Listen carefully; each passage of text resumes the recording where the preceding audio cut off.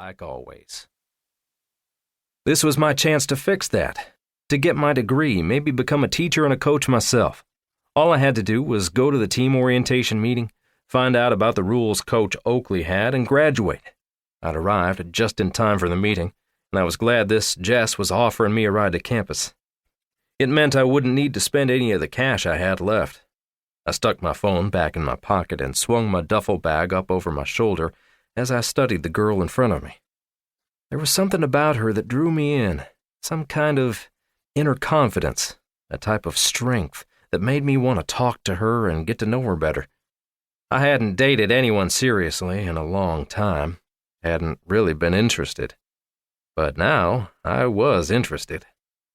Funny thing was, I felt like I'd met her before. "You look familiar," I told her. She shrugged one shoulder, like she couldn't have cared less if we'd met already. There was a big standoffish vibe to her that should have repelled me. Instead, it only made me more curious. "And?" she asked, challenging me. That made me smile. She had no idea how charming I could be when I set my mind to it. I'd always liked a challenge. "Maybe it's because you were in my dreams last night, and maybe you'll be in my dreams tonight, if you play your cards right." She stayed quiet for a moment and then started to laugh.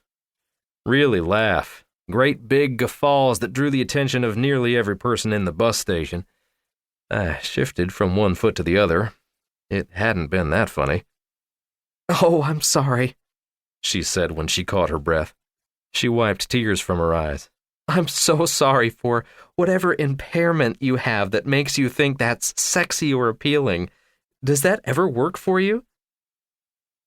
It had never not worked for me, and I'd never had a woman insult me before. It should have been a turnoff. Instead, some twisted part of me just wanted her more. Before I could respond, her phone beeped. "Whoops, stay here, cowboy. I have to go grab somebody else before we can head over." "Who?" I asked. "Your roommate," she called over my shoulder, disappearing into the crowd. I stayed put, like some recently trained puppy. Part of me wanted to irritate her and move somewhere else, but I was willing to be a good boy. I was willing to do just about anything to be here. I'd even sold my stepfather's tools, basically ensuring that I couldn't go back to my construction job even if I wanted to.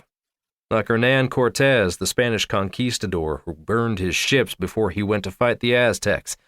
He'd given himself and his men no option but to win. There was no going back. I'd done the same thing.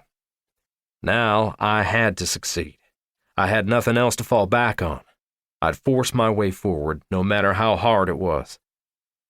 I had my eye on the prize, and I wasn't going to lose it. A couple of vending machines stood nearby, and I selected a Snickers bar from one and a Coke from another. I wasn't actually hungry, but lifelong habits like that died hard. I stuck the candy bar in my bag just in case. It felt comforting to have extra food on hand. I grabbed the soda out of the vending machine and then opened the tab quickly. Probably too quickly considering that I showered myself with brown liquid. I had just let out a groan of disbelief when Jess returned, followed by a very tall dude. I was 6'4" myself, and he easily had 2 or 3 inches on me. She raised a single eyebrow at me, eyeing my mess. So much for seeming cool and suave. "Problems?" she asked in a sarcastic but sweet tone. "I'm fine," I muttered. "In that case, Logan Hunt, I'd like you to meet Ian Sebastian."